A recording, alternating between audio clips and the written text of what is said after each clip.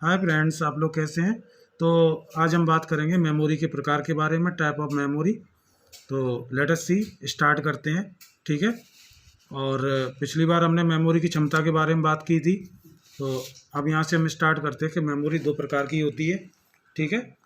तो फ्रेंड्स, प्राथमिक मेमोरी और द्वितीय मेमोरी, ठीक है, जिसे बोलते हैं प्राइमरी मेमोरी, और दूसरी है सेकेंडरी मेमोरी। ठीक है। तो प्राथमिक मेमोरी कौन कौन सी होती है, चेक कर लेते हैं। इस मेमोरी में वर्तमान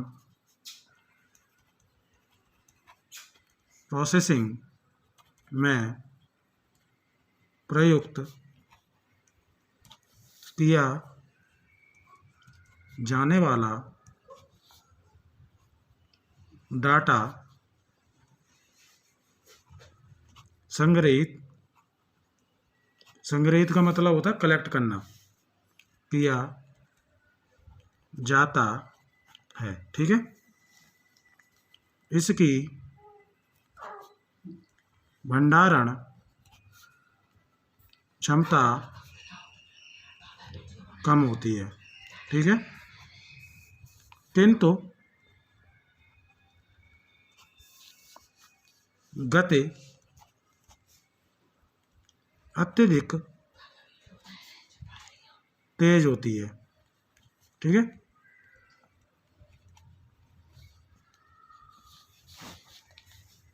इस कारण से इस मेमोरी में डाटा लिखने या पढ़ने में सीपीयू को बहुत कम समय लगता है। तो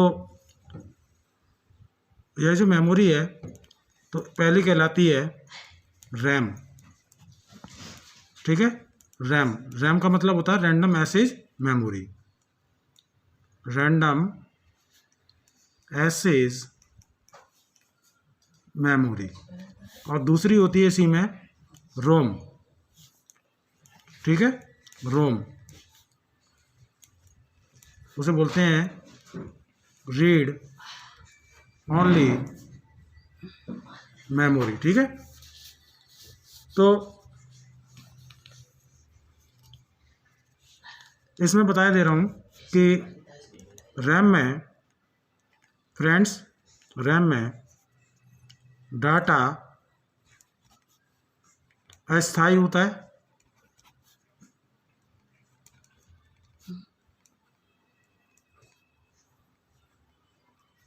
ठीक है। अस्थायी होता है। कंप्यूटर के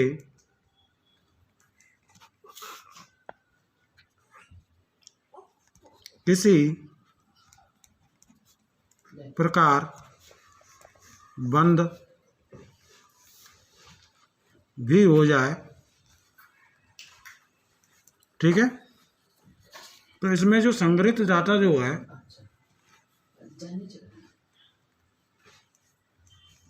संग्रहित डाटा क्या होता है, डिलीट हो जाता है या नष्ट हो जाता है। इसे मुख्य मेमोरी भी कहते हैं। ठीक है।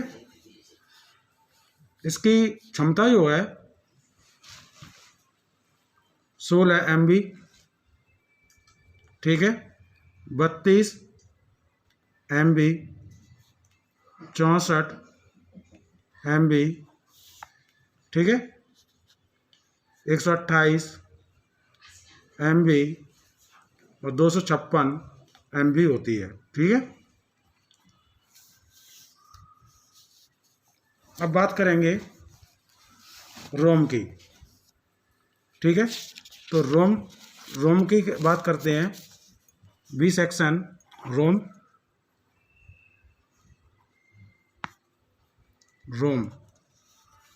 इसका पूरा नाम होता है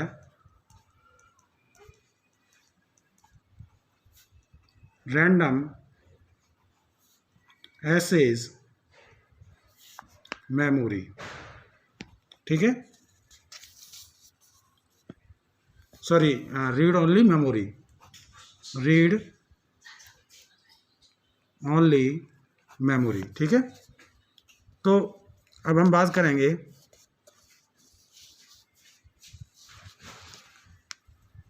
इस स्मृति में डाटा को केवल पढ़ा जा सकता है, केवल डेटा पढ़ सकता है, उसे परिवर्तित या समाप्त नहीं किया जा सकता।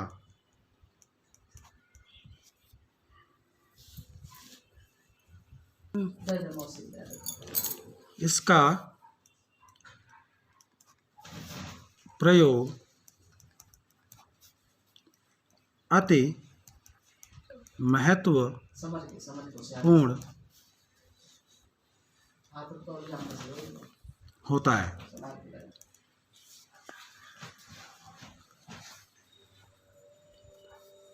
अगर कंप्यूटर में बूटिंग हो रही होती है, बूटिंग, ये मैं अगले चैप्टर में आपको पढ़ा दूंगा बूटिंग क्या होती है। बूटिंग क्रिया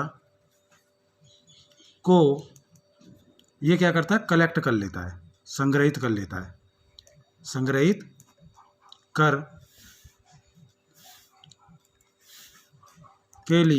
करने के लिए होता है, ठीक है।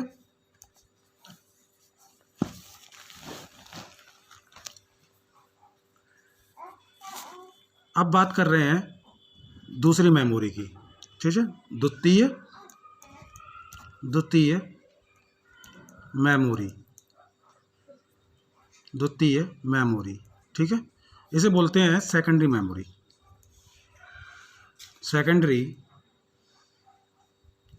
ठीक है। सेकेंडरी मेमोरी क्या होती है? इसमें फ्रेंड्स मैं आपको फिर बताना चाह रहा हूँ कि सेकेंडरी मेमोरी में डेटा को स्थायी रूप से संग्रहित किया जाता है, ठीक है। बट इसमें जब संग्रहित कर रहे होते हैं डेटा को, तो आप एक बात ध्यान रखना कि सेकेंडरी मेमोरी आपकी एक्सटर्नल मेमोरी कहलाती है, ठीक है। रूप से इसमें डाटा को स्थायी रूप से संग्रहित किया जा सकता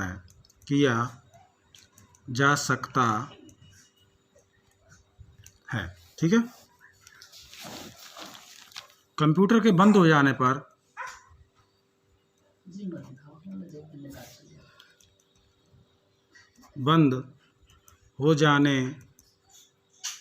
पर भी इसमें जो डेटा होता है वो संग्रहित रहता है, ठीक है। ये आपको ध्यान रखना है कि जो मैंने आपको बताया था, जो प्राथमिक मेमोरी है वो रैम और रोम होती है, उसमें क्या होता है, अस्थाई डेटा सेव होता है, बट वो क्या होता है, इरेजेबल होता है, ठीक है, और वो डिलीट भी हो जाता है जब कंप्यूटर बंद हो जाता है। बट इसमें क्या है कि सेकेंडरी मेमोरी में आपका डेटा संग्रहित रहता है और स्थायी रूप में रहता है, ठीक है। और वो आपको क्या होता है कि कंप्यूटर बंद होने पर भी डेटा उसमें स्टोर रहता है, ठीक है। अगर प्रयोगकर्ता संग्रहित डेटा को प्राप्त किया जा सकता है, इसको संग्रहित कर सकते हैं हम लोग, ठीक है। जैसे एग्जाम्पल में हार्ड डिस्क, ठीक है।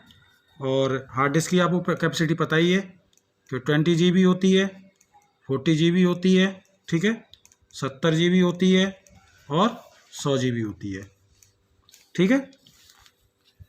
इसमें सेकंड पॉइंट होता है, इसका एग्जांपल है कॉम्पैक्ट डिस्क, ठीक है।